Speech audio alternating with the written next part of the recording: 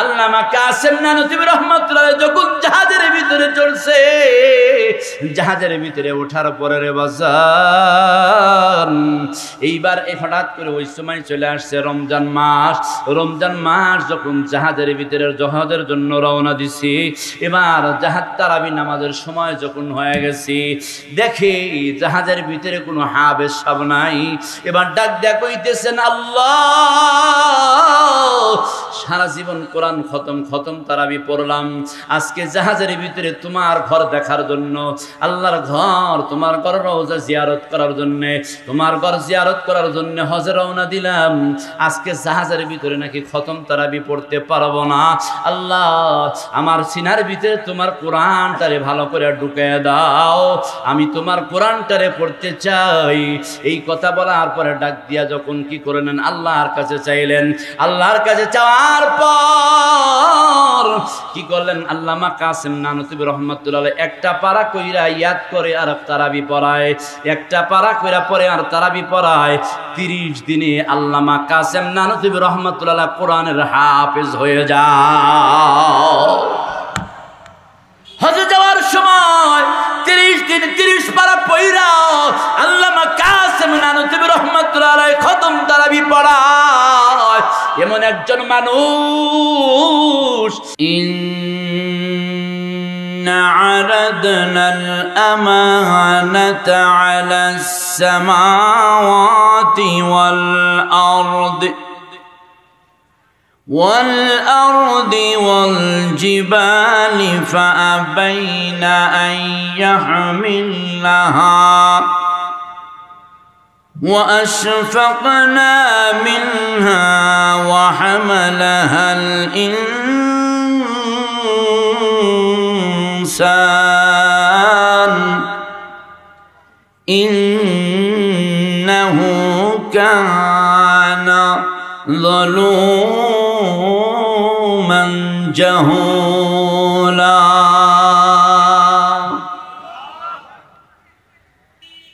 আল্লাহ সুবহানাহু ওয়া তাআলা সর্বপ্রথম কোরআনকে ডাক দিয়ে বলতেছিলেন, এই কোরআনটা আমার আপনার উপরে কি হিসাবে এসেছেন বলেন? আমানত হিসাবে, কি হিসাবে?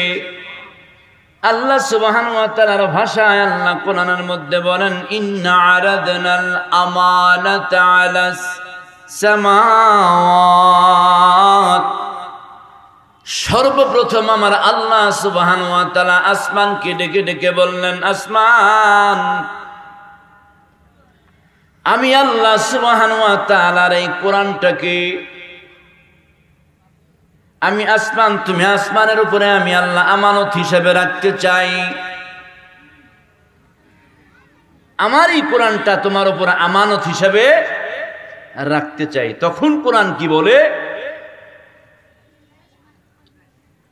কোরআন আসমান সেদিন ডেকে ডেকে বলে, আল্লাহ তোমার কোরআনের এত ওজন, কোরআনের এত ওয়েট, যে ওজন আমি আসমান সহ্য করতে পারবো না। তাহলে কি করবে আল্লাহ? আমি কোরআনকে তোমার আমানত হিসেবে নিতে পারবো না। আসমান অস্বীকার করে বসলেন। এরপরে আবার আল্লাহ জমিনকে ডেকে বলেন, ওয়াল আরদি, জমিনকে ডেকে ডেকে বললেন, জমিন, আমি আল্লাহর কোরআনটাকে তোমার উপরে আমানত হিসেবে রাখতে চাই। জমিনও অস্বীকার করলো, আল্লাহ তোমার কোরআনের এত ওজন, এই কোরআনের ওজন আমি জমিন সহ্য করতে পারবো না। আমি জমিন ফেটে যাবে, চৌচির হয়ে যাবে, নিচের দিকে ডেবে যাব। আল্লাহ তোমার কোরআনের ওজন সহ্য করতে পারবো না। জমিন যখন অস্বীকার করলো, তখন পাহাড়কে আল্লাহ ডেকে বললেন, ওয়াল আরদি ওয়াল জিবাল। আমার আল্লাহ সুবহানাহু ওয়া তাআলা পাহাড়কে ডেকে ডেকে বললেন, পাহাড়, আমি আল্লাহর কোরআনটারে তোমার উপর আমানত হিসেবে রাখতে চাই, তুমি কি নিতে পারবা? পাহাড় ডেকে ডেকে বলে, আল্লাহ তোমার কোরআনের যে ওজন, এই ওজনটা আসমান অস্বীকার করেছে, জমিনটা অস্বীকার করছে। আমি পাহাড় কেমনে করে তোমার কোরআন টেনে নিব? আমি পাহাড় ধসে পড়ে যাব, আমি পাহাড় ধসে কি হয়ে যাব? নিস্তেনাবুদ হয়ে যাব। আল্লাহ তোমার কোরআনের ওজন সহ্য করতে পারবো না। এরপরে কি করলেন আমার আল্লাহ সুবহানাহু ওয়া তাআলা? শেষ প্রান্তে এই কোরআনটারে কি করলেন? আমার আল্লাহ সুবহানাহু ওয়া তাআলা অতীব দুর্বল এক ফোঁটা নাফাক পানির মাধ্যমে যেই আল্লাহ মানুষকে সৃষ্টি করেছেন, আমার আপনার নবী, দয়ার নবী, মায়ার নবী, বিশ্ব নবীর উপরে সেই কোরআনটারে নাজিল করলেন। ইন্নাহু কানা যালুমান জাহুলা। অতীব দুর্বল মানুষের উপরে আল্লাহ যখন কোরআনটারে নাজিল করে দিলেন, এই কোরআন আজকে এই যে মাদ্রাসার মশরিয়া আল মদিনাতুল উলুম নুরানিয়া হাফিজিয়া মাদ্রাসার ছেলেরা 30টা পারা কোরআন তার সিনার ভিতরে বুকে ধারণ করেছে। এ বাজান, আমি আপনাদের কাছে একটা প্রশ্ন রাখি, যেই কোরআনটারে আসমান নিল না, যেই কোরআনটারে জমিন নিল না, যেই কোরআনটা পাহাড় নিল না, এই কোরআনটা আপনার মুসুরিয়া মাদ্রাসার 6 বছরের বালক, 7 বছরের বালক কোরআনটারে বুকে ধারণ করিয়া বুকের ভিতরে নিয়ে গুড় গুড় করে হেঁটে যায়, যায় কি যায় না? প্রশ্ন আসে কিনা? বলে হুজুর গো, যেই কোরআনের ওজন আসমান নেয় নাই, যেই কোরআনের ওজন জমিন নেয় নাই, যেই কোরআনের ওয়াইট পাহাড় নিল না, এই কোরআনটা কেমনে করে অতীব দুর্বল ইনসানের উপরে নিলেন? শুধু তাই নয়, 7 বছরের একটা বালক কোরআনটারে বুকে ধারণ করে নিয়ে গুড় গুড় করে হেঁটে যাইতেছে। এটা কিভাবে সম্ভব? আমি আপনাদেরকে এই দৃষ্টান্ত দিয়ে আমি মূল আলোচনার দিকে যাব বাজান। আমি আপনাদেরকে বোঝানোর জন্য বলছি বাজান, আপনার একটা সন্তান ঢাকার রাজধানীতে চাকরি করে। কোথায় বলেন? ঢাকায় রাজধানীতে চাকরি করে। এবার সন্তান তার দাদাকে ডাক দেয়, বলে দাদু ভাই, আমার আব্বু কবে আসবে? বলে তোমার আব্বু আগামীকাল সকাল 10টায় বাড়ি আসবে। এই কথা যখন বলেন তো ওই শিশু বাচ্চার কি আর ঘুম আছে? আব্বু আসবে কোন সময়, আব্বুর দিকে ওর ধ্যান। সকালবেলা হয়ে গেছে, দৌড়াইয়া নাতি দাদুর কাছে গিয়া বলতেছে, দাদু ভাই কই আমার আব্বু তো আসে না। বাইদি ভাই বলতে বলতে 10টা বেজে গেছে। সন্তান রিক্সা দিয়া বাড়ির গেটে নামছে। নামার পরে ডাকদা বলতেছে, দাদু ভাই ওই যে তোমার সন্তান আসতেছে, তোমার বাবা আসতেছে দেখো। এই কথা বলতে দেরি, সন্তান কি দৌড় মারতে দেরি করে? দৌড়ে গেছে। দৌড়ে যা বলতেছেন, আব্বু ব্যাগটা আমার মাথায় দেন, আমার মাথায় দেন। বলে কি বলে না? আচ্ছা বলেন তো, বাবার হাতের যে ব্যাগটা আছে, এই ব্যাগটার ওজন হলো 10 কেজি। এই 10 কেজি ওজন কি 5 বছরের শিশু নিতে পারবে? এরপরেও সেই শিশু কিন্তু বলে, বাবা আমার মাথায় দেন। বলে কি বলে না? যখন বলে আমার মাথায় দাও, এভাবে শেষ প্রান্তে বাবা কি করে, এই ব্যাগের ওয়েট ওজনটা বাবার হাতে রেখে সন্তানের মাথার 4 আঙ্গুল উপর দিয়ে নিয়ে এভাবে যায়। বাড়ি পর্যন্ত যখন যায়, বাড়িতে যাওয়ার পরে ওই সন্তান ডাক দিয়ে কয়, দাদু ভাই, ও আম্মু দেখো না, আমার আব্বুর ব্যাগটা আজকে অনেক দূর থেকে আমি নিয়ে আইছি। বলে কি বলে না? আমার আব্বুর ব্যাগটা অনেক দূর থেকে নিয়ে আসছি। এ বাজান বলেন তো, আসলেই কি সন্তান নিয়ে আসছে? কিন্তু সন্তান বলতেছে, আমি অনেক দূর থেকে নিয়ে আসছি। তেমনি করে আমার আল্লাহ সুবহানাহু ওয়া তাআলা বলেন, ইন্না নাহনু নাযালনাল যিকরা ওয়া ইন্না লাহু লাহাফিযুন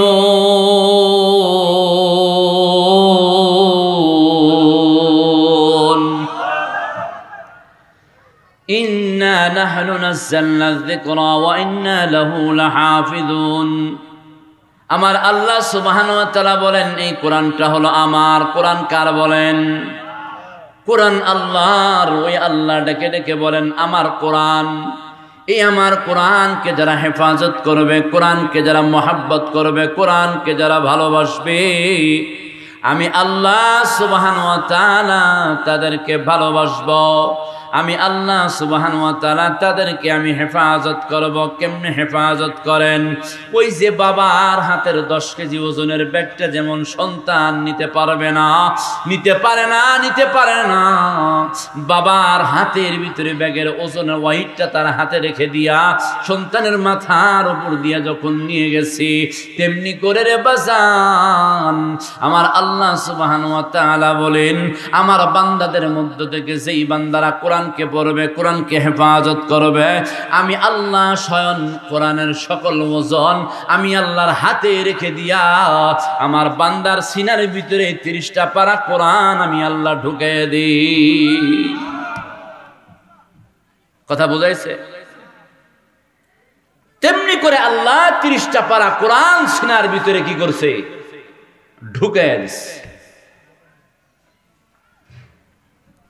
তাহলে এই কোরআনের দাম আছে না নাই?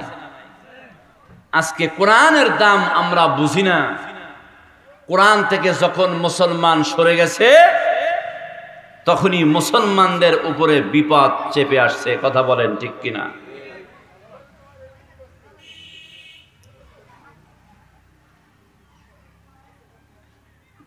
হুসাইন আহমেদ মাদানী রহমতুল্লাহ আলাইহির বড় ছেলের নাম হলো আসাদ মাদানী।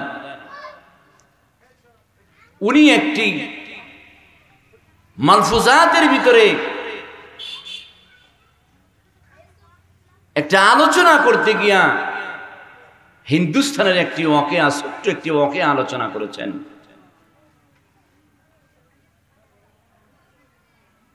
একটি এলাকা, পুরা এলাকার একটা অজগর মূর্খ একটা এলাকা,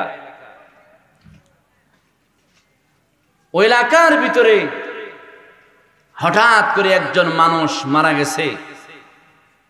মারা যাওয়ার পরে ওই এলাকার মানুষ কিভাবে মাটি দিতে হয়, কবরস্থ কিভাবে করতে হয়, জানাজা কিভাবে পড়তে হয় জানে না।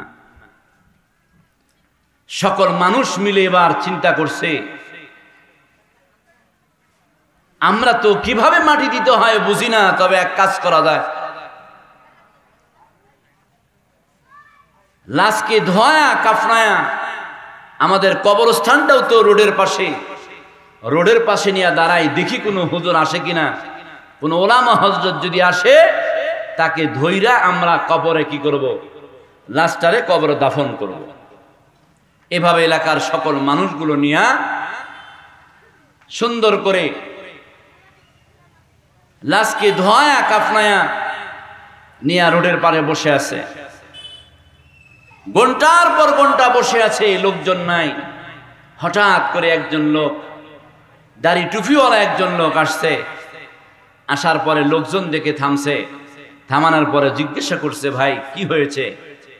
তখন ডাকদা বলতেছেন এলাকার সকল মানুষ বলে, ভাই আমাদের এখানে একজন মুসলমান মারা গেছে, এই মুসলমানকে কিভাবে কবরে দাফন করতে হয় সেটাও আমাদের জানা নাই। তাহলে আপনি একটু দয়া করে কিভাবে কবরস্থ করতে হবে আপনি একটু আমাদের জানাজানা আগে পড়াইয়া দেন। উনি বলতেছেন, আমি তো একটা চাকুরি করি, আমি অফিসে যাচ্ছি, আমার তো সময় নাই। এলাকার সকল মানুষ গিয়ে বলে পায়ে পড়ে বলতেছেন একটু জানাজা পড়ান। জানাজা পড়ানোর পরে এবার যখন সময় নাই চলে যাচ্ছে, এলাকার সকল মানুষ ধরে আবার যা পায়ে ধরে বলেন একটু কবরস্থ করে আমার কবরের ভিতরে কিভাবে নামাইতে হয় এটাও জানি না, একটু কবরস্থ করে এরপরে যায়।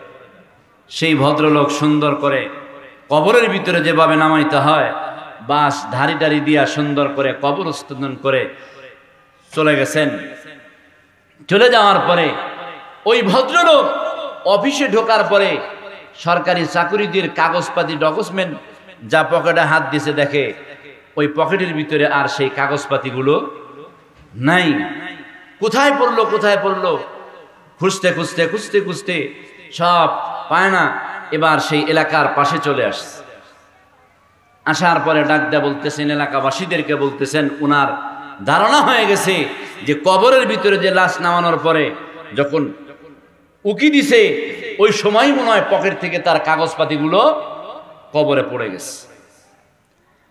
এবার এলাকাবাসীদেরকে ডেকে ডেকে বলতেছেন, এলাকাবাসী ভাইয়েরা আমার, আমি আপনাদের কিছুক্ষণ আগে একটা উপকার করেছি, আমার একটা উপকার আপনাদের করতে হবে। কি উপকার করব বলেন?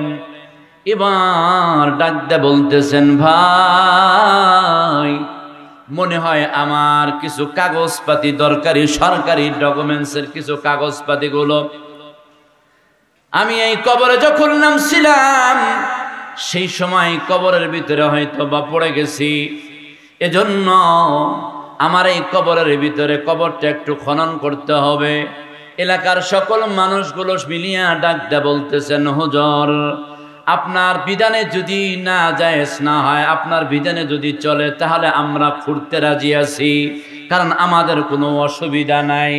কারণ কি ভাই, ওই সময়ের ভিতরে মানুষের ভিতরে মানবতা কি ছিল? যদিও শিক্ষার হার কম ছিল, কিন্তু ওই সময়ের ভিতরে মানুষের ভিতরে মানবতার হার সবচেয়ে বেশি ছিল।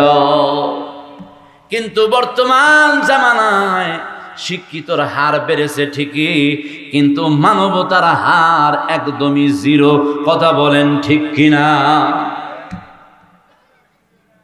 এবার সকল মানুষগুলো মিলিয়ে ডাক দিয়ে বলতেছেন, হুজুর এবার চলেন যাই কাগজপাতি নেওয়ার জন্য। কবরের ভিতরে যাইয়া যখন কবরটারে খনন করতেছি, কবর খনন করতে করতে হঠাৎ করিয়া কবর খনে দাড়িটা যখন একটু উঁচু করেছেন, দাড়িটা উঁচু করার সাথে সাথে এমন একটা সুন্দর সুঘ্রাণ সকলের নাকের ভিতরে চলে আসছে, যেই গ্রানটা জীবনে তারা কোনোদিন ওই গ্রান শোকে নাই। এইবার সেই লোক ডাক দেয়া বলে, আমি যখন কি করলাম, দাড়িটা একটু উঁচু করে তাকায়া দেখি ওই লাশটার উপর দিয়া এত সুন্দর ফুলগুলো দিয়া গ্রাও করে রাখছি, এত সুন্দর ফুলের গ্রান, ওই ফুলের উপরে আমার কাগজটা সুন্দর করে রেখে দেওয়া হয়েছে, পড়ে আছি। এইবার আমি কাগজটা নিয়ে কবর থেকে উঠে আসলাম। উঠে আসার পরে ওনার অফিসে যাওয়ার কথা আর স্মরণ নাই। উঠে আসার পর ডাক দিয়ে বলতেছেন গ্রামবাসীদেরকে, বলে গ্রামবাসীরা আপনারা যেই গ্রানটা পাইছেন, বলে হ্যাঁ গ্রান পেয়েছি। তখন ডাক দিয়া বলতেছেন, ভাই রে এই লোকটা কেমন ছিলেন, এই লোকটার আমল কেমন ছিলেন, যে আজকে এই বেচারার 40 থেকে 50 মিনিট হয়ে গেছে, যেই ব্যক্তিকে সাধারণ মাটির কবরস্থানের ভিতরে কবরের ভিতরে 40 মিনিট আগে যারা কবরস্থ করলাম, আজকে 40 মিনিট পর সেই ব্যক্তির কবরের ভিতরে এত সুন্দর গ্রাম, এই ব্যক্তির কবরের ভিতরে এত ফুল দিয়ে সাজানো হয়েছে, কেমন কি একমন আমল করেছে একটু জানার বড় ইচ্ছা জাগে। এলাকার সকল লোকজনদেরকে ডাক দিয়া বলে, ভাই আমাদের এলাকাটাকে বলে মূর্খ এলাকা, আমাদের এলাকার ভিতরে এমন কোন দার্শনিক জাননেওয়ালা লোক ছিল না, এই বেচারাও একজন সাধারণ মানুষ ছিলেন, এই বেচারাও কোনো জাননেওয়ালা ছিল না, এমন কিছু জানতে পারে নাই, জানে না। এরপরে ডাক দিয়া কয়, এরপরেও এর নিকটতম আত্মীয় কেউ আসেনি বলেন।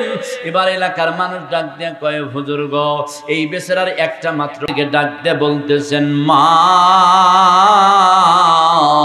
ও মা তোমার কাছে একটা কথা জানবার চাই, তোমার বাবা যিনি ছিলেন এই বাবা কেমন ছিলেন, এমন ইবাদত করেছেন বলেন। এবার ডাক দিয়া কয়, হুজুর আমার বাবা একজন মূর্খ মানুষ ছিলেন, আমার একজন বাবা একজন সাধারণ মানুষ। আমার বাবা এমন কোন ইবাদত বন্দেগী করতে আমি দেখি নাই, আমার বাবা কোনোদিন এমন কোন ইবাদত বন্দেগী খাস কোন করতে দেখি নাই। তবে একটা জিনিস আমার মনে পড়ে। এবার ডাক দিয়া কয়, মারে বলো বলো বলো কি তোমার মনে পড়ে? এবার ডাক দিয়া কয়, আমাদের ঘরের ভিতরে একটা উঁচু চাঙ্গের ভিতরে তক্তার উপরে একটা মোটা অঙ্কের একটা বই আছে। ওই বইটা আমার বাবা সারাদিন মাঠে ঘাটে কাজ করেছেন।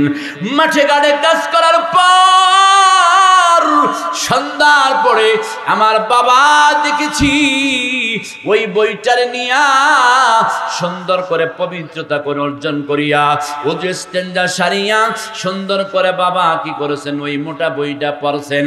পড়ার পরে ওই বইটার ভিতরে কি লিখছে আমি জানি না, আমার বাবাও তো জানে না। তবে আমার বাবাকে দেখেছি শাহাদত আঙ্গুলটার ভিতরে নিয়া ওই কোরআনটার ভিতরে ওই বইটার ভিতরে প্রতিটি লাইনের ভিতরে দিয়া দিয়া হাতটারে ঘুরে ঘুরে ডাক দিয়া কয়, এ বি সব সচ্চা হ্যায়, এ সব भी सच है, ये सब मेरा मौला का फरमान है, ये मेरे मौला का फरमान है, ये मेरे मौला का फरमान है, ये मेरे मौला का फरमान है, ये सब सच है, ये सब सत्य, ये मेरे मौला का फरमान है। এই কোরআনের ভিতরে প্রতিটি লাইনের ভিতরে দিয়ে দিয়া আঙ্গুলটারে ঘুরে ঘুরে ঘুরে ঘুরে ডাক দিয়া বলছেন, এ মেরে মৌলা কা ফরমান হ্যায়। এই কথাগুলা বইলা বইলা আমার বাবা অসংখ্যবার খতম করেছেন। এবার ডাক দেয়া কয়, মা রে ওই কিতাবটা একটু দেখবার চাই। এবার কিতাবটা দেখার পরে দেখে দুনিয়ার কোনো বই নয়, দুনিয়ার কোনো কিতাব নয়, ওটা হলো আমার আল্লাহ পাকের কালাম। ওটা কার কালাম? ওটা আল্লাহ পাকের কালাম। ওই আল্লাহ পাকের কালাম পড়ার কারণে, ওই আল্লাহ পাকের কালামকে সত্য জানার কারণে আমার আল্লাহ সুবহানাহু ওয়া তাআলা কি করেছেন, আমার আল্লাহ সুবহানাহু ওয়া তাআলা তার কবরটারে জান্নাতের বাগান বানিয়ে দিছি। তাহলে ওই কোরআনের মজলিস আজকে কথা বলেন ঠিক কিনা? ওই কোরআনের মজলিস আজকে ওই কোরআনের মজলিস চলছে। এজন্য ভাই জানেন, আরে এই মাদ্রাসাটা আসলো কোত্থেকে জানেননি? এই মাদ্রাসাটা এই জায়গায় যে হয়েছে আপনারা টাকা পয়সা দিয়ে বানাইছেন তাই হয়েছে নাকি? কথা কয় না। আপনাদের টাকা পয়সা আছে, মালদন সম্পদ আছে, বানাইছেন, বিল্ডিং করছেন, তাই জন্য হয়েছে নাকি? না না না, এটা কোনটার শাখা? এটা কোনটার শাখা? এটা দেওবন্দ মাদ্রাসা। আল্লামা কাসেম নানতুবি রহমাতুল্লাহি আলাইহির প্রতিষ্ঠাতা মাদ্রাসা। এই মাদ্রাসার শিকড়টা সরাইতে সরাইতে সরাইতে সরাইতে সরাইতে সরাইতে এই টাঙ্গাইল ডিস্ট্রিক্ট জেলার ভিতরে মুসুরিয়া গ্রামের ভিতরে এই জায়গায় একটা শিকড় পৌঁছাইছে বিধায় এই মুসুরিয়াতে মদিনাতুল উলুম নুরানী হাফিজিয়া মাদ্রাসা হয়েছে। আল্লামা কাসেম নানুতুবি রাহমাতুল্লাহ আলাইহি কেমন একজন লোক ছিলেন! আজকের এই মুসুরিয়াল মদিনাতুল উলুম নুরানী হাফিজিয়া মাদ্রাসার প্রতিষ্ঠাতা যারা আছেন, এই মাদ্রাসার শিক্ষকগণ যারা আছেন, এই মাদ্রাসার কমিটিগণ যারা আছেন, আজকে একটু কথাগুলা দিলের কানটা লাগাইয়া শুনবেন। আজকে এই দিলের কানটা লাগাই কথাটা শুনবেন। আল্লামা কাসেম নানুতুবি রহমাতুল্লাহি আলাইহি একবার কি করতেছিলেন বাজান, যখন মাদ্রাসার প্রতিষ্ঠাতা করলেন, আস্তে আস্তে আস্তে আস্তে বাবাজানেরা হাঁটি হাঁটি পা পা করে ছাত্র হইতে হইতে হইতে হইতে যখন ছাত্র বেশি হয়ে গেল, এবার ছাত্র বিষয় যাওয়ার পরে আস্তে আস্তে কি করছে বাজান, আল্লামা কাসেম নানুতুবি রাহমাতুল্লাহ আলাইহি সারাদিন মাদ্রাসার ভিতরে ক্লাস করেছেন। সারাদিন ক্লাস করার পরে রাত্রি যাইয়া ওই রেল লাইনে যাইয়া কুলির কাজ কুলির কাজ করে করে করে করে করে করে টাকাগুলো আইনা বোর্ডিং এর ভিতরে খানার ব্যবস্থা করে দিয়া তালবে ইলমের খানার ব্যবস্থা করেছি।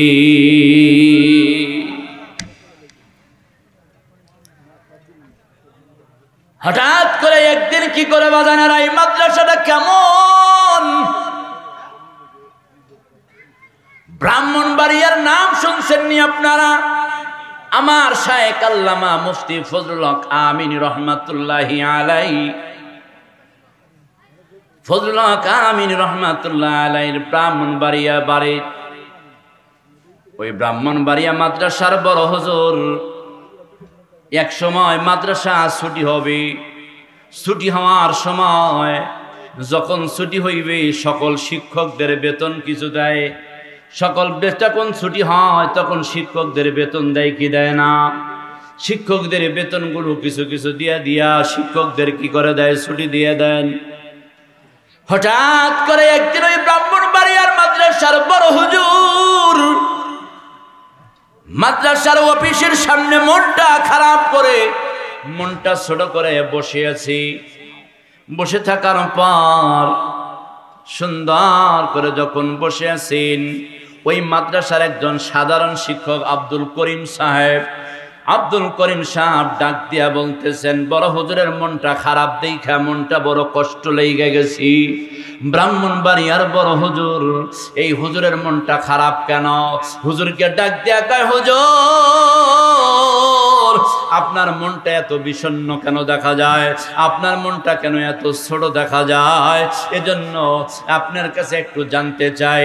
এই কথা বলার পর ডাক দিয়া বলতেছেন, ও আব্দুল করিম, আজকে মাদ্রাসা ছুটি হয়ে যাবে, মাদ্রাসা ছুটি হয়ে যাবে, মাদ্রাসা ছুটি হবে, কিন্তু আমি শিক্ষকদের বেতন দিতে পারতেছি না।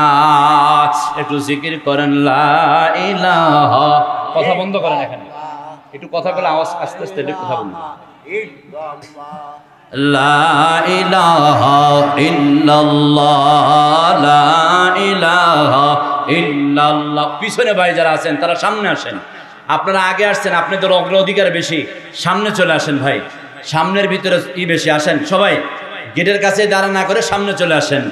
লা ইলাহা ইল্লাল্লাহ, লা ইলাহা,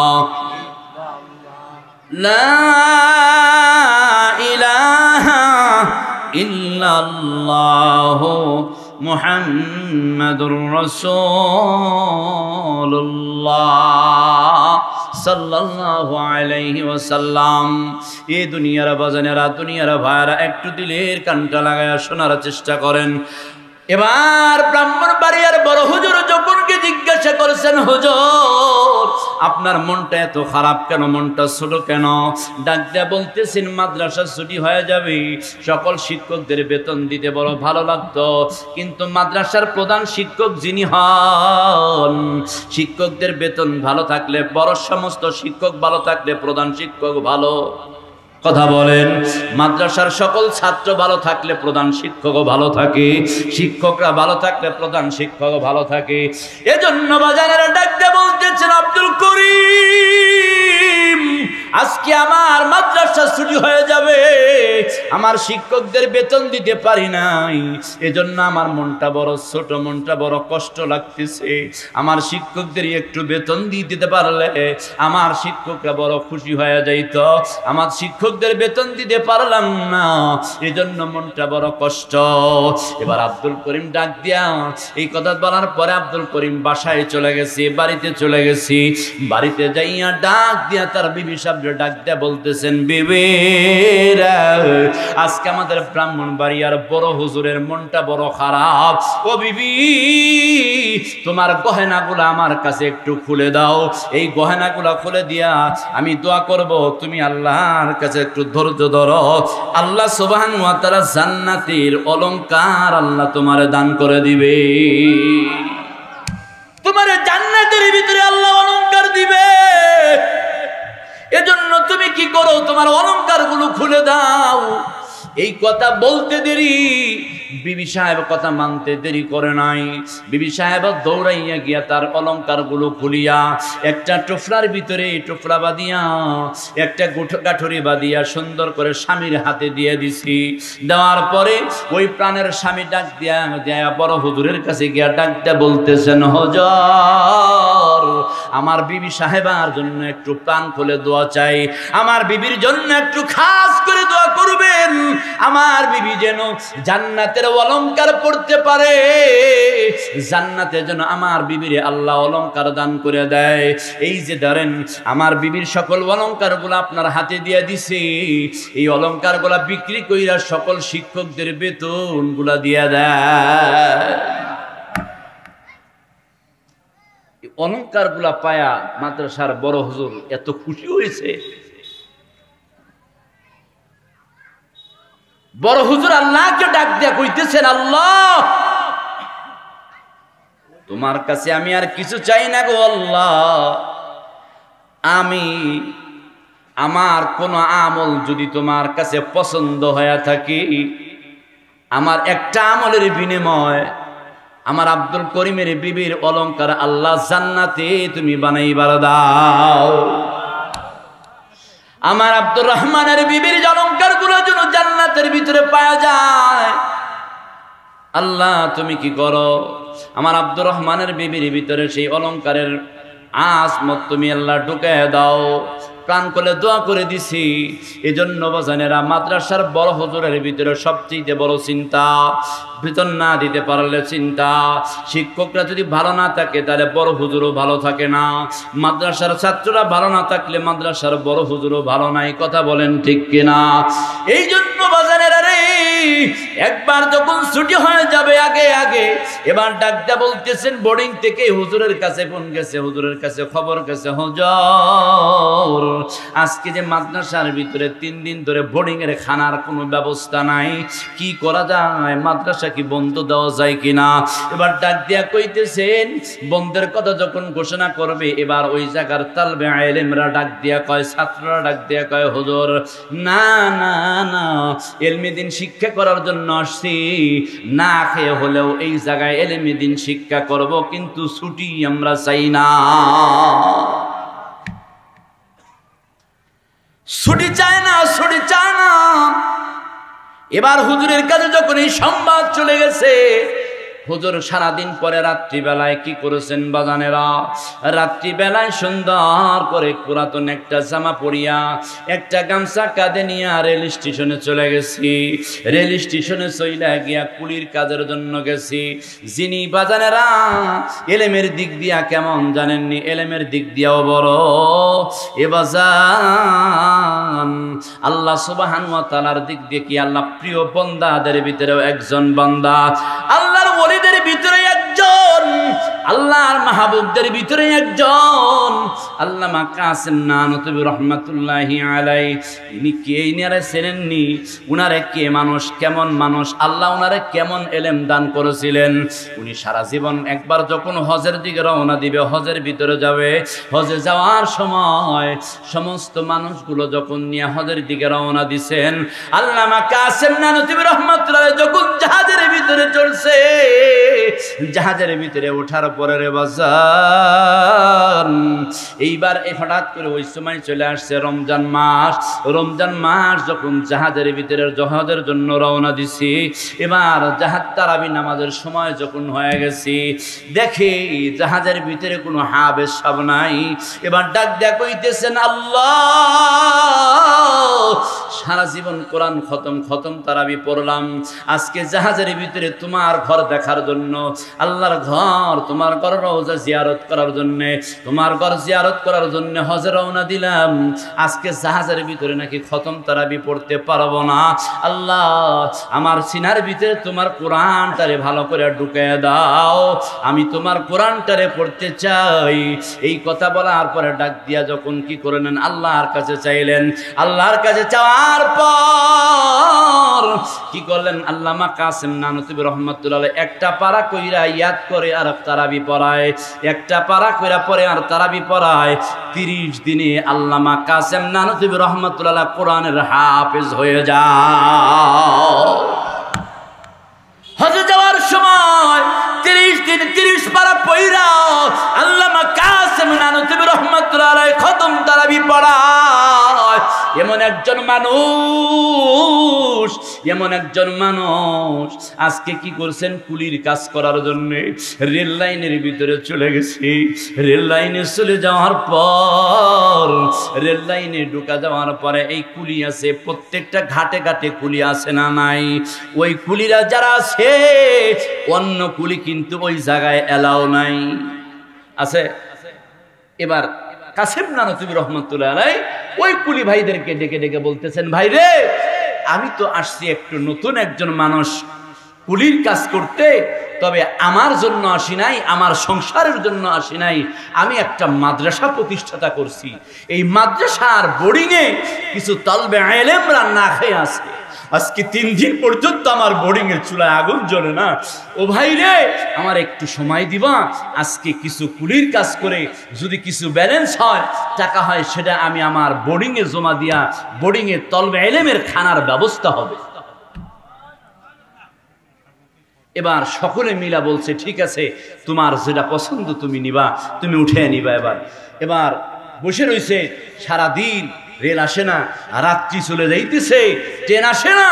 এবার যখন মুসাল্লার ভিতরে দাঁড়ায়া নামাজ আদায় করতেছেন, নামাজের ভিতরে দাঁড়ায়া আল্লাহর কাছে ডাক দিয়ে কয়, আল্লাহ, ওগো আল্লাহ, তুমি আমার বোর্ডিং এর খানার ব্যবস্থা তুমি কইরা দাও। আল্লাহ গো, রাত্রি হয়ে যাইতেছে, রাত্রি পোহায়া যাইতেছে, দিনে তো আমার অনেক মানুষগুলো চিনে ফেলবে, কথা বলেন ঠিক কিনা? এজন্য আমি আসলাম, আল্লাহ তুমি একটা ব্যবস্থা কইরা দাও। কাসেম নানতুবির মতো মানুষ যখন আল্লাহর কাছে হাত বাড়াইছে, আমার আল্লাহ হাতটা কি ফেরত দিতে পারে? আমার হাল্লাত ফেরত দেয় নাই। হঠাৎ করে নামাজ শেষে সালাম ফিরিয়ে দেওয়ার সাথে সাথে ট্রেন ভিতরে ট্রেন চলে আসছি। ট্রেন যখন চলে আসছে, আসার পরে সকল মানুষগুলো নাইমা নাইমা চলে যাইতেছে। একজন মানুষ একটা বড় গাঠুরি নিয়ে দাঁড়ায় আছে, ডাক দিয়া বলতেছে, কুলিরা কে কোথায় আছো? আমার এই ব্যাগটা নিয়ে দাও, অমুক জায়গার ভিতরে নিয়ে যাইবা, তোমাদেরকে আমি একটু দামটা বাড়াই দিব। এবার কাসেম নানতুবি রহমতুল্লাহ আলাইহি দৌড়াইয়া সেই গাঠুরিটার কাছে গিয়া দাঁড়াইছি। গাঠুরির কাছে গিয়া দাঁড়াইছে। দাঁড়ানোর পরে দেখাই লোক বলতেছে, কারণ কাসেম নানতুবি রহমতুল্লাহ আলাইহি ছিলেন একটু জীর্ণ শীর্ণ হালকা টাইপের। তখন বলতেছেন, আপনি তো এই বোঝা নিতে পারবেন না, আপনাকে দেখে তো কুলি মনে হয় না, কারণ আল্লাহর ওলিদের চেহারার ভিতরে আল্লাহর নুরুত্বের একটা ছাপ আছে না নাই? মাদ্রাসার তোলাবা, মাদ্রাসার ছোট ছোট ছাত্র পাখিরা যদিও মাদ্রাসার বোর্ডিংয়ের ডাইল খায়, কিন্তু ওদের চেহারার ভিতরে আল্লাহ এমন একটা নূর দিয়ে দিছে, হাজার মানুষের ভিতরে দেখলেও মাদ্রাসার ছাত্রদের দেখে চেনা যায়, কথা বলেন ঠিক কিনা? বলতেছে, হুজুর গো, আপনাকে তো কুলি মনে হইতেছে না, তাহলে আপনি কিভাবে আপনাকে এই কাজটা দেব? এবার ডাক দেয়া বলতেছেন, ঠিক আছে, আপনারা যদি আমাকে এই বোঝাটা উঠে দিতে পারেন, তাহলে আমি নিতে পারবো। বলে, নিতে পারবেন? বলে, হ্যাঁ। এবার ধরাধরি করে 2-3 জন লোক মিলে উঠে দিছে মাথায় উঠে দেওয়ার পরে কাসেম নানতুবি রহমতুল্লাহ নিয়ে রওনা দিছে। ওই লোকটা খ্রিস্টান, ওই খ্রিস্টান লোকটাও যাইতেছে রওনা, পিছনে পিছনে যায়। যাইতে যাইতে এবার ওই লোকটা চিন্তা করে, হায়রে, এত জীর্ণ শীর্ণ মানুষ এত বড় বোঝাটা নিয়ে কেমনে যায়? তাকায়া থাকতে থাকতে হঠাৎ করে যিনি দেখছেন, দেখার পরে তাকায়া দেখে ওই বোঝাটা, ওই গাঠুরিটা উনার মাথার চাঁদির উপরে নাই, উনার মাথার 4 আঙ্গুল উপর দিয়ে ভেসে ভেসে যাইতেছে। বলেন সুবহানাল্লাহ।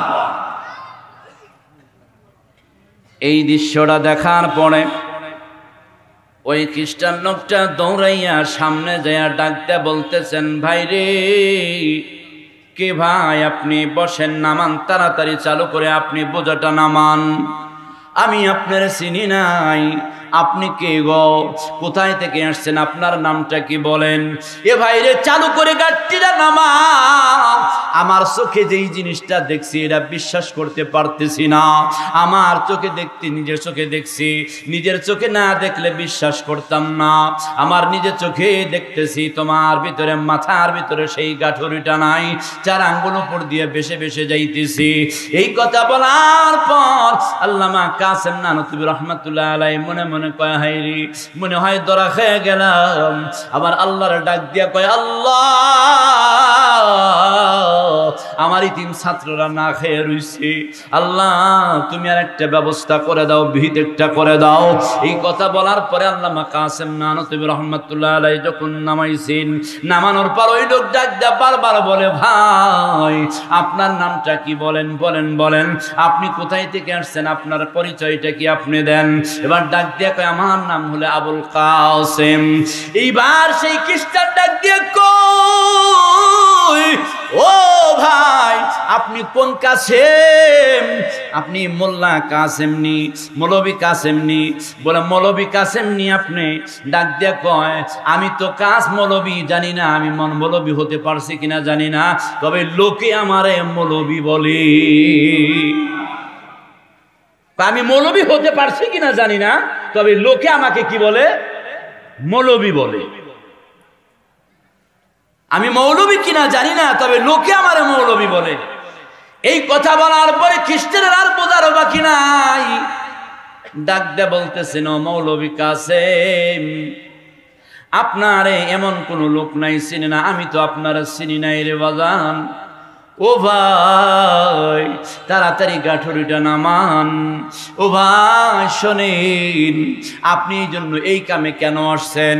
এবার ডাক দিয়া বলতেছেন, ভাই রে এইটা এই কামের জন্য, আমার জন্য আমি আসি নাই, আমার বাড়ির জন্য আসি নাই। আমি একটা মাদ্রাসা প্রতিষ্ঠাতা করেছি, আমি একটা দেওবন্দে মাদ্রাসা প্রতিষ্ঠাতা করেছি। ওই মাদ্রাসা চালানোর জন্য আজকে মাদ্রাসার বোর্ডিং এর ভিতরে খানার ব্যবস্থা নাই। এই জন্য আমি কি করেছি, রেল লাইনের ভিতরে চলে আসছি।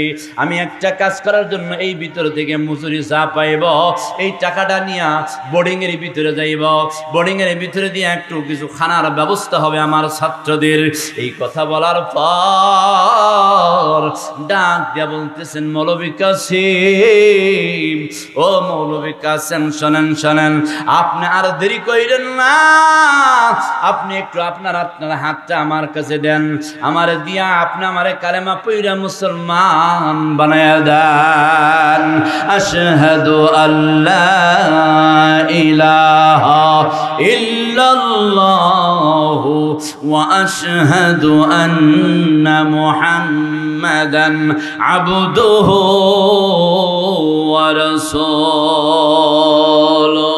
কালেমা পড়ে আমারে মুসলমান বানায় দেন। এবার কাসেম নানতুবি রহমাতুল্লাহ আলাইহি কি করলেন? কালেমা পড়ে মুসলমান বানালেন। আবার সেই খ্রিস্টান ডাক দিয়ে কই, ওই ব্যক্তি ডাক দিয়ে বলতেছেন, ও মৌলবী কাসেম শোনেন, আমি যেহেতু মুসলমান হয়ে গেছি, কারণ কি আমি আপনাদের ধর্মের কথা জানি। আপনাদের ধর্মের ভিতরে লেখা আছে ইন্নাদ-দীনা ইনদাল্লাহিল ইসলাম, আল্লাহর মনোনীত ধর্ম নাকি ইসলাম। কারণ আমার আল্লাহ রাব্বুল আলামিন এই আসমানের নিচে জমিনের উপরে যত ধর্ম দিয়েছেন, যতগুলো ধর্ম দিয়েছেন, সকল ধর্মের ভিতরে মনোনীত করেছেন কোন ধর্ম রে? জোরে বলেন, কি দিয়া বুঝাবো ভাই আপনাদের রে?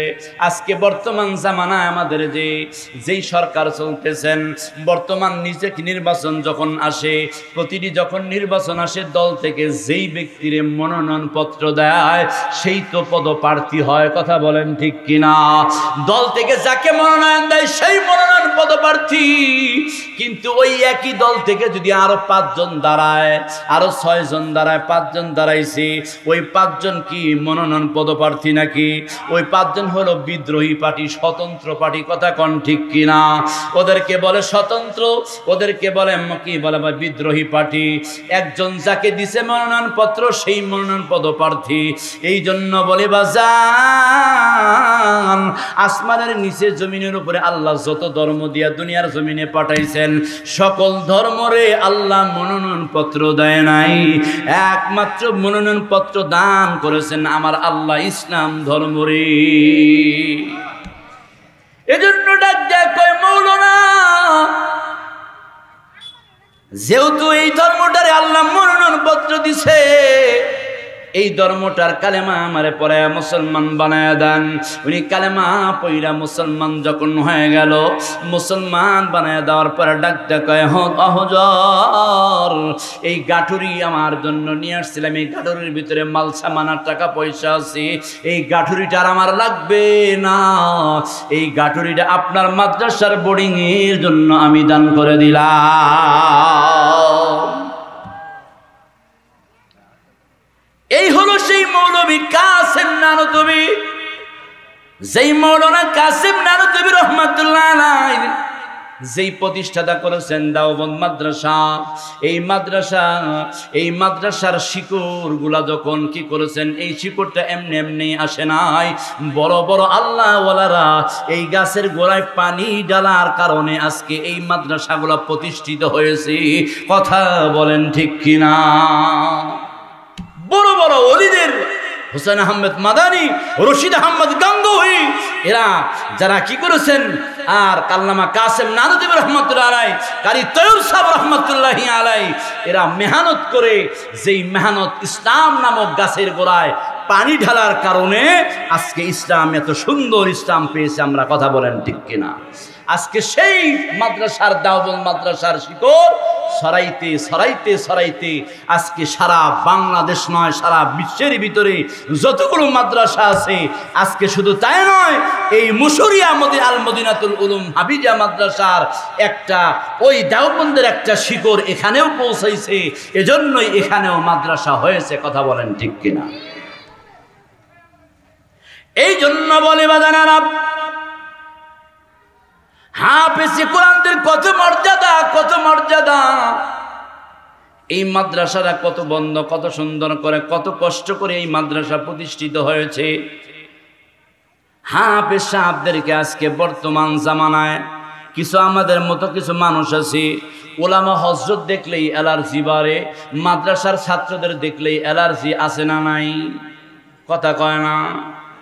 ও বাজান, বেশি অ্যালার্জি যারা ছিল, বেশি অ্যালার্জি যাদের ছিল, আমার আল্লাহ তাআলার মানসা, আমাদের বাংলার জমিনের মানসা, লোকজনের মানসা ছিল, উনি পদত্যাগ করলেই হয়ে যাবে।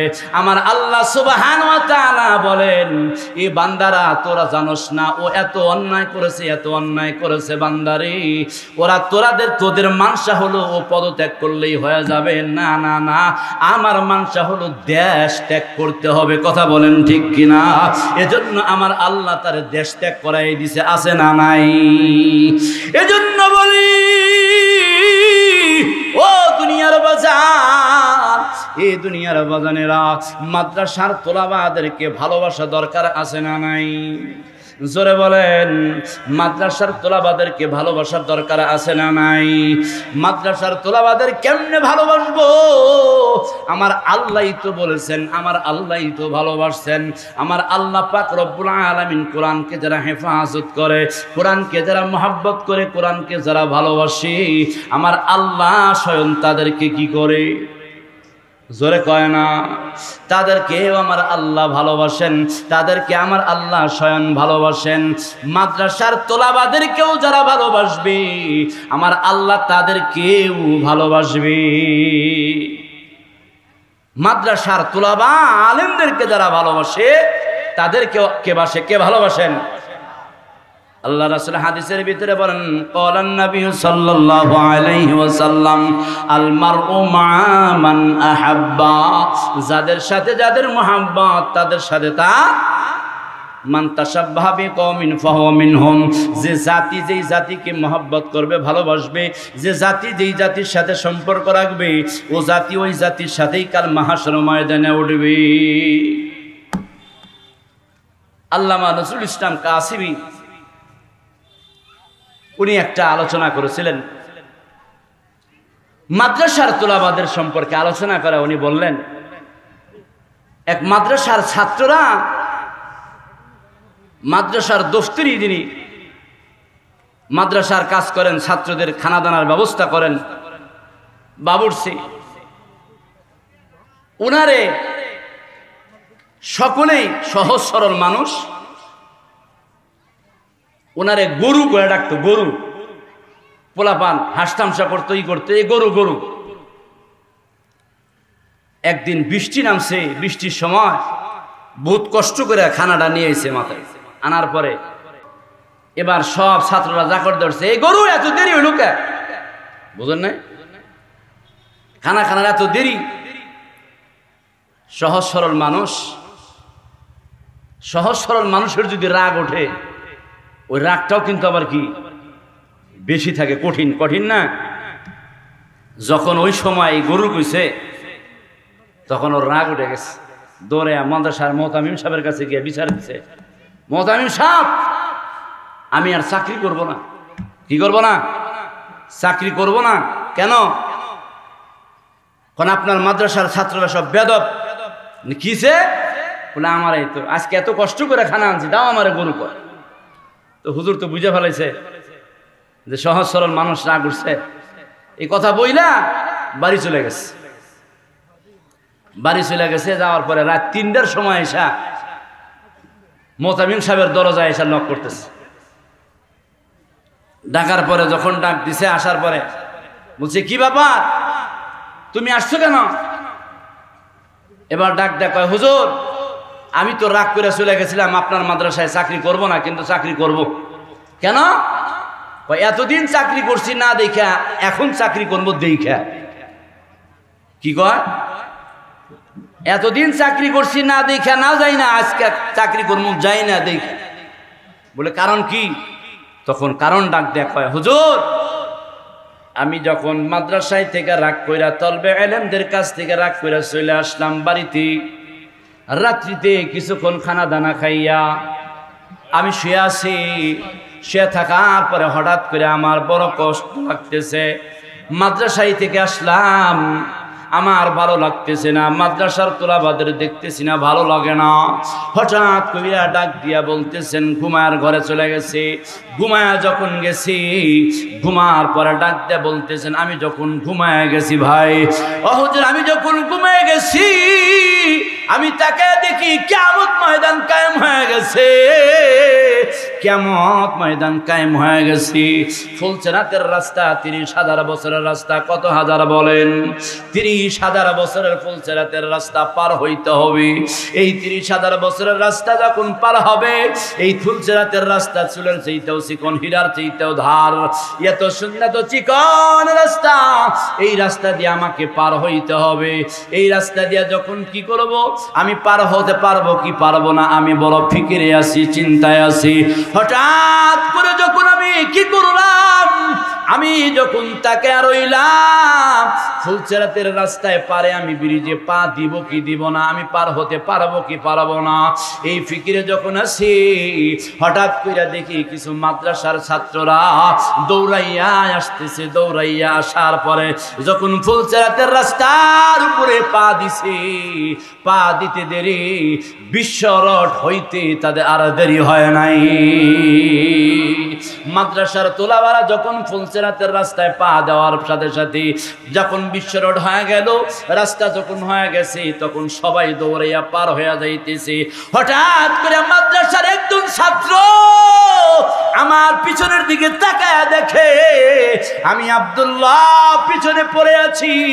ওই ছাত্ররা ডাক দিয়া কয়, ও বন্ধুরা রে, তোমরা কি দেখো না, আমাদের ওই মাদ্রাসার বাবুর্চি গুরু ও তো দাঁড়ায় আছে, পড়ে গেছি, ওরে কি নিয়ে যাইবা না? এই কথা বলার পরে হুজুর গো, সাথে সাথে সকল ছাত্ররা দৌড়াইয়া আসছি। দৌড়াইয়া আসার পরে আমার এই মাথায় নিয়া, ঘাড়ে নিয়া, সকল ছাত্ররা নিয়া, কাঁধে কইরা নিয়া ফুলচেরাত পার কইরা দিছি। এই জন্য হুজুর গো, মাদ্রাসার তোলাবাদের কত দাম। আমি মাদ্রাসার আজকে এতদিন চাকরি করছি না দেখা, আজকে চাকরি করব আমি দেখা দেখা, আমি চাকরি করব। এজন্য মাদ্রাসার তোলাবাদের কেউ যারা মহব্বত করবে, মাদ্রাসার তোলাবাদেরকে যারা ভালোবাসবে, আমার আল্লাহ স্বয়ং তাদেরকে ভালোবাসবে। আল্লাহ আল্লাহ আল্লাহ আল্লাহ।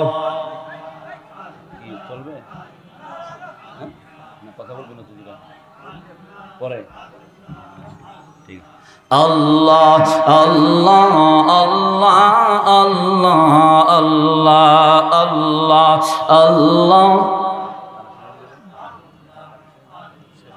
আল্লাহ আল্লাহ আল্লাহ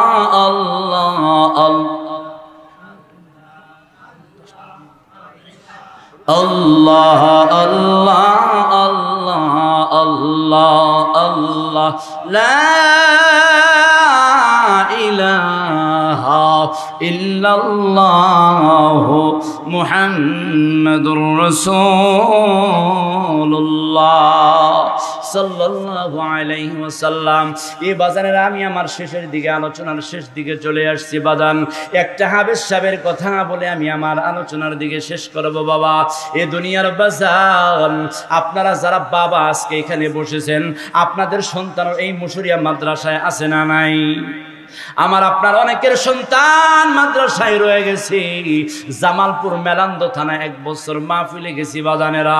এই জামালপুর মেলান্দ মাহফিলে যাওয়ার পরে সেই মাহফিলের ভিতরে ছাত্রদের পাগড়ি দান করবে বাজানেরা। পাগড়ি দেওয়ার পরে 5 জন পুরা পান্ডে পাগড়ি দিবে। পাগড়ি যখন পরাইতেছিলাম, হঠাৎ করে একজন বাচ্চা ছোট মাসুম বাচ্চা, ছোট অল্প বয়সের ওই বাচ্চাটাও কোরআন শরীফ কি করেছে, শেষ পারা 30টা পারা কোরআন ওর সিনার ভিতরে ঢুকাইয়া নিছি।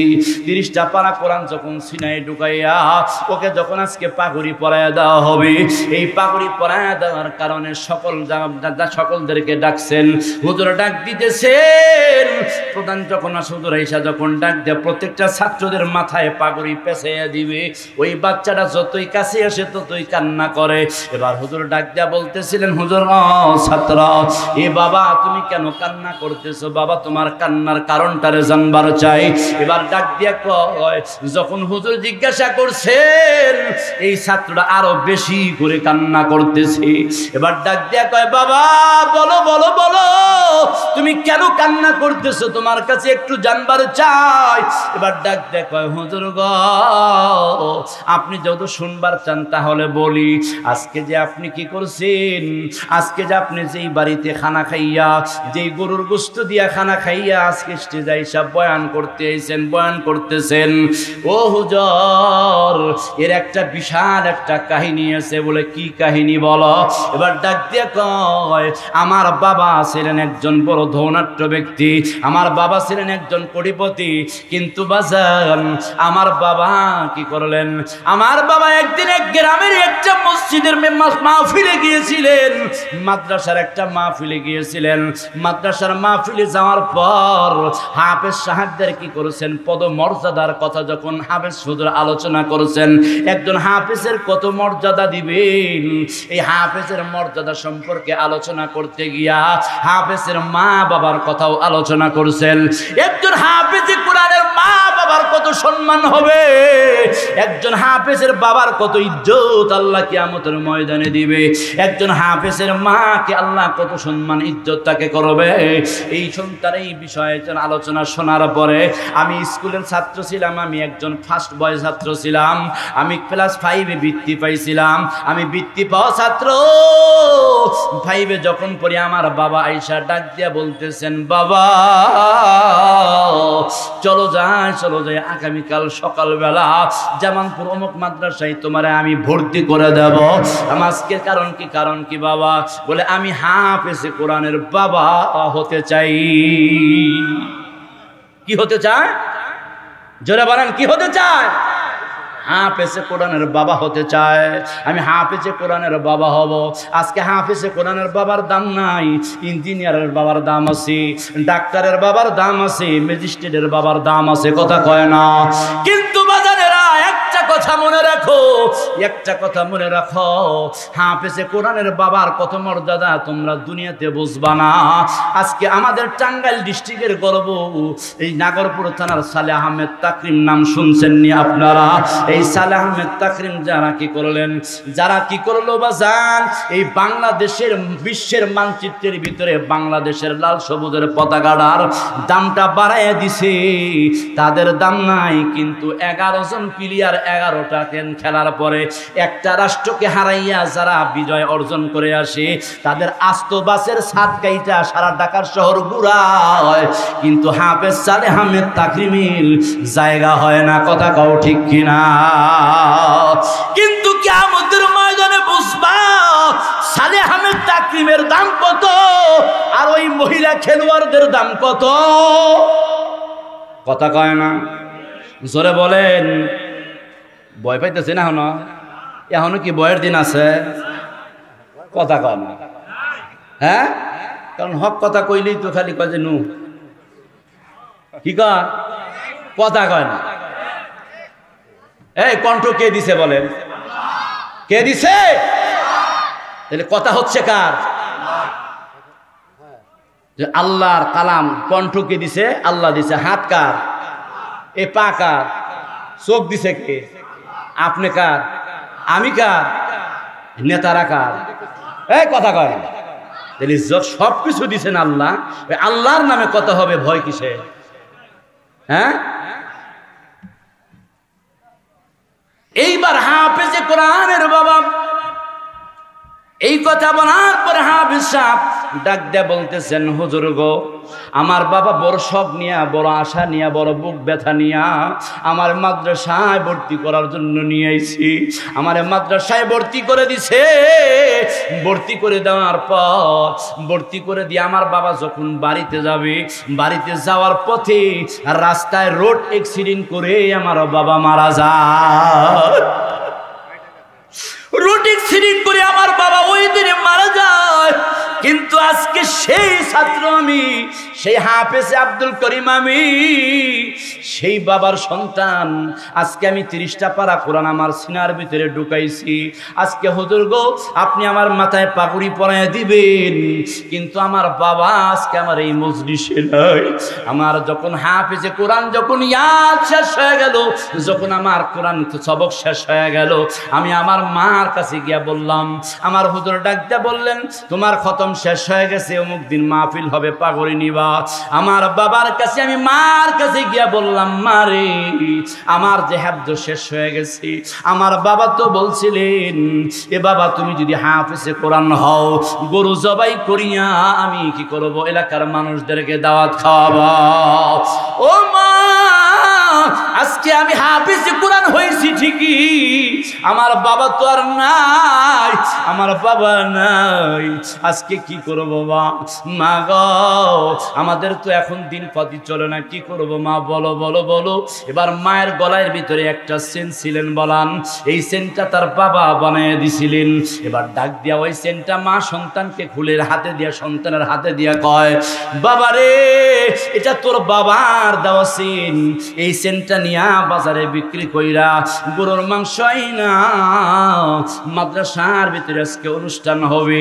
এ হুজুর গো, আজকে মায়ের গলার সেনাই না বিক্রি করে আজকের অনুষ্ঠান চালাইতেছি, করতেছি, দিছি।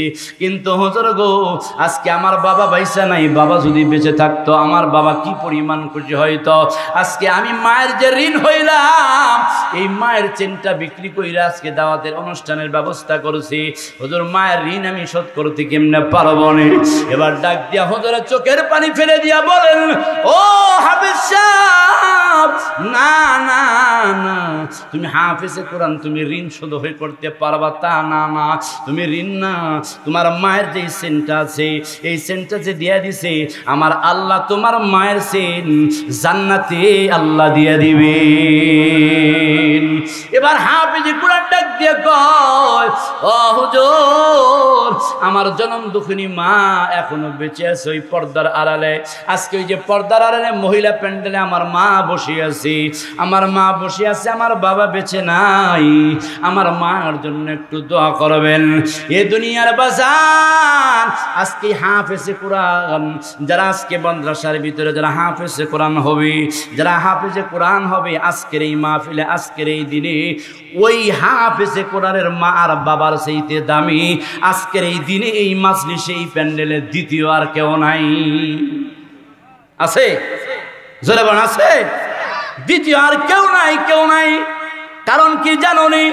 কিয়ামতের ময়দানে আল্লাহ সাহেবে কোরআনদেরকে ডাকবে, قال النبي صلى الله عليه وسلم يقال لصاحب القرآن اقرأ وارتقي ورتل كما كنت ترتل في الدنيا فإن منزلك عند آخر آية تقرأها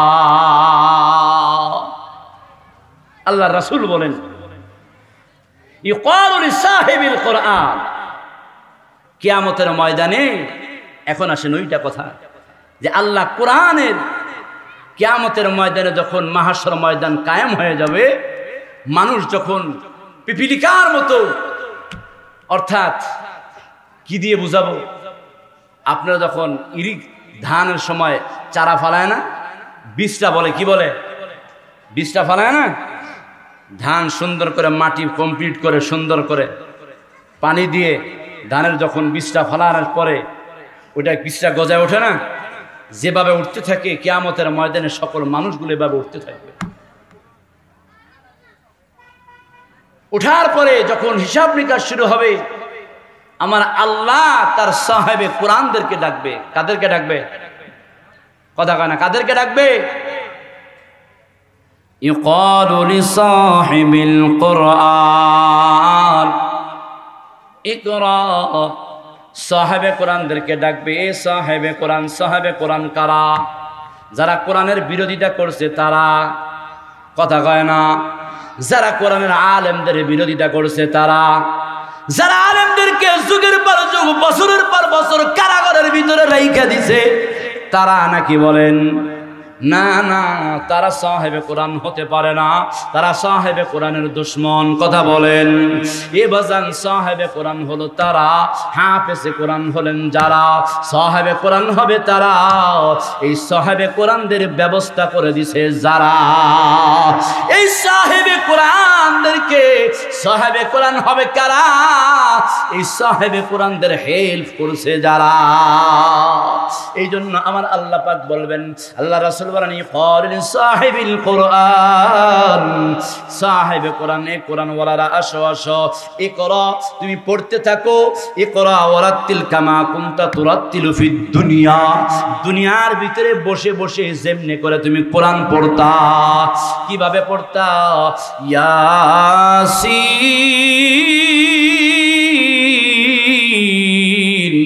ওয়াল কুরআনিল হাকীম ইন্নাকা লামিনাল মুরসালিন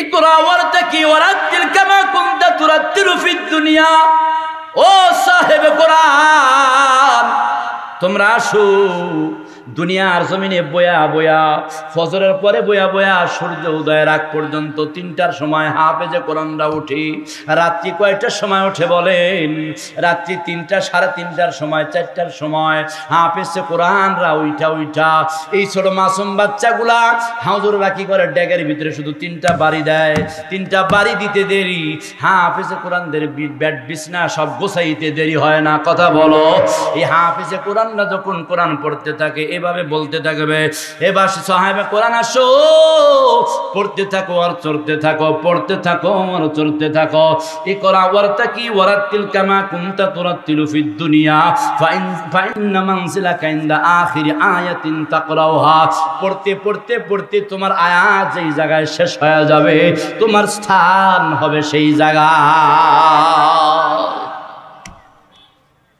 কোন জায়গায় কোরআন যে জায়গায় শেষ হবে সেই জায়গায় তোমার স্থান হবে তাহলে 6666 আয়াত বলেন 6620টা বলেন কিছু মতনৈক্য আছে যেটাই বলেন 6000ই ধরেন কি বলেন 6000ই ধরেন 6000 তালা বাংলার জমিনে নয় বিশ্বের জমিনে কোথাও আছে কথা কয় না 1000 তালা আছে হ্যাঁ তাহলে 6000 তালা যখন আপনাকে বিল্ডিং দিবে ওই তালার উপর স্থান হবে আর আপনার মা বাবার স্থান কোথায় হবে এই বিষয়ে আলোচনা করতে গেলে অনেক লম্বা হয়ে যাবে। আমি শুধু আপনাদেরকে বোঝানোর জন্য বলছি, হাফেজে কোরআনকে পড়তে যে থাকবে, এই যে ৬,০০০ তালা বিল্ডিং রইল, এইগুলো কি খালি থাকবে না ভরবে? হ্যাঁ, কিভাবে ভরবে? কিভাবে ভরবে জানেন? হাফেজে কোরআনদেরকে এই মাদ্রাসা কি জাগির আছে, বোর্ডিং আছে না, বোর্ডিং এ চলছে, সব ফ্রি। আল্লাহু আকবার, লিল্লাহ, বোর্ডিং চলছে, সব ফ্রি খাওয়ায়। এই যে খাওয়ার ব্যবস্থা করছে 7 জন, মাশাআল্লাহ, 7 জন পাগুড়ি নিবে। এই যে আপনারা সকলেই খানা খাওয়ান এই হাফেজ সাহেবদেরকে, আপনাদের খাওয়ার ফসল 7 জন হাফেজে কোরআন। কথা বলেন ঠিক কিনা? হ্যাঁ, এই হাফেজে কোরআন এই এলাকা থেকে যারা 7 জন হাফেজে কোরআন হয়ে বের হয়ে যাবে, এরা কি করবে জানেন? একটু অপেক্ষা করেন। হাফেজে কোরআন 7 জনের মধ্যে একজন আব্দুর রহমান, আপনি যাইতেছেন এই সভাপতি সাহেব আজকের মাহফিলের, এই সভাপতি সাহেব দলের মাদ্রাসার সভাপতি যাইতেছে। খোদা না খাস্তা, খোদা না করুক, আল্লাহ না করুক, আমার জাহান্নামের ব্যবস্থা হয়ে গেছে সভাপতি সাহেবের। হাফেজে কোরআনরা দলবদ্ধ যাইতেছেন। কদ ওয়াজাবাত লাহুন নার, কয়জন? যাদেরকে 10 জন, যাদেরকে জাহান্নামের ওয়াজিব হয়ে গেছে, এদের তো সুপারিশ করবেই। 10 জন শুধু নয়, কোন রাতে আছেন এক হাফেজ সাহেবের পিছনে শত মানুষগুলো তাদের পিছনে জান্নাতে চলে যাবে। কিভাবে যাবে একটু শোনেন। হাফেজে কোরআনের একজনের পিছনে শত মানুষ যখন জান্নাতে যাইতেছে, হাফেজে কোরআন যাইতেছে, সামনে সভাপতি সাহেবের দেখার পরে ডাক দেয়া বলতেছেন, এই আব্দুল্লাহ, তুমি কি সেই আব্দুল্লাহ না যে আব্দুল্লাহ মুশরিয়া আল মদিনাতুল উলুম নুরানি হাফিজা মাদ্রাসায় পড়ছিলা? ওই মুশরিয়া মাদ্রাসায় পড়ার কারণে আমি একদিন হঠাৎ করিয়া তোমাদের ওই মাদ্রাসার পাশ দিয়া যাইতেছিলাম। আমার মাদ্রাসায় যাওয়ার পথে হঠাৎ করে বৃষ্টি ধরলো। আমি দৌড়াইয়া তোমাদের এই মুশরিয়া মাদ্রাসায় ঢুকছিলাম।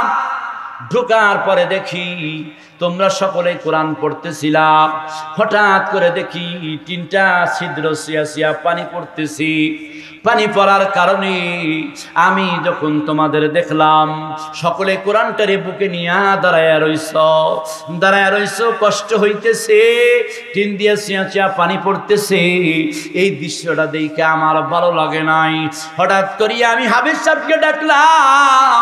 হাফেজ সাহেবদেরকে ডাক দিয়া বললাম, হাফেজ সাহেব শোনেন, ও হাফেজ সাহেব, আমার কাছ থেকে আমি 1 বান টিন আমি আগামীকাল সকালে অমুক বাজার থেকে কিনে দিব। এই যে 3টা ছিদ্র, এই 3টা আপনি পাল্টায় দিন। এই জন্য আমি 1টা বান টিন কিনা দিছিলাম। এরে আব্দুল্লাহ, আজকে তুমি সেই টিনের তলে বয়া আল্লাহর কালাম তুমি পয়রা হাফেজ সাহেব হইছিলা। আমার এলাকার খানা খাইয়া তুমি হাফেজে কোরআন হইছো। হাফেজে কোরআন হইয়া আমল কইরা তুমি আজকে জান্নাতি হয়ে গেছো। তুমি আজকে জান্নাতের যাত্রী। বাবারে, আমি আজকে জাহান্নামের যাত্রী, আমি আজকে জাহান্নামের প্যাসেঞ্জার। বাবারে, তুমি একটু দেখোনি তোমার আল্লাহর কাছে সুপারিশ করতে পারোনি? সুপারিশ কইরা দেখো একটু জান্নাতে নিতে পারোনি? এই কথা বলার পরে হাফেজে কোরআন ঘুরে আসবে, আল্লাহর কাছে যায় বলবে, আল্লাহ ওগো আল্লাহ, ওই মুশরিয়া মাদ্রাসার ভিতরে অমুক এলাকার ভিতরে যাইয়া আমি মাদ্রাসায় গিয়া পড়ছি। ওই মাদ্রাসায় দিকে হাফেজ হইয়া পাগল নিছিলাম। ওই মাদ্রাসায় আমাদের এই চাচা 1 বান টিন কিনে দিয়া এই মাদ্রাসায় হেল্প করছিল। আজকে সেই চাচা জাহান্নামের যাত্রী হয়ে যাইতেছি। যেই চাচার হেল্পের কারণে, যেই চাচার আজকে টিনের দেওয়ার কারণে, বৈশা কোরআন পড়ার কারণে আমি জান্নাতি হইছি। এই চাচার ফিয়া কেমনে করে আমি জান্নাতে যাই? আল্লাহ, তুমি আমার এই চাচাটারে কি মাফ করে দিতে পারো? এবার ডাক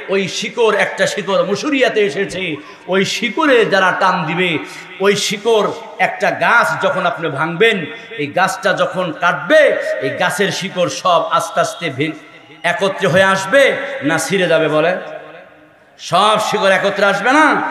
ওই দেওবন্দ মাদ্রাসার শিকড় সারা বিশ্বের জমিনে যত জায়গায় চলছে তত জায়গায় কোরআনের মাদ্রাসা হবে, কথা বলেন ঠিক কিনা?